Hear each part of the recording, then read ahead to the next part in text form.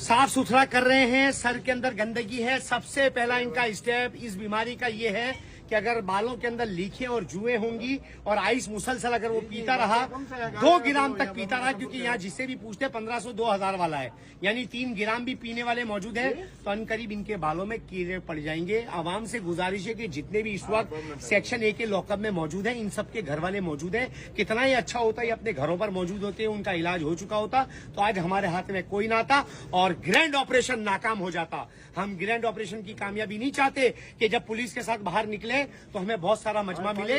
हम grand operation की नाकामी चाहते हैं कि पुलिस के साथ निकले तो कोई हमें मंशात का आदि ना मिले। मंशात का आदि ठीक होकर अपने घर पे चला जाए और हलाल रोजगार करके अपने घर वालों की किफालत करता रहे। तब तक पुलिस के साथ एएनसीसी का मिशन जारी रहेगा। एसडीपीओ मौजूद और सेक्शन ए के एसएचओ भी मौजूद। ग्रैंड ऑपरेशन इस वक्त सफाई का चल रहा है। चले।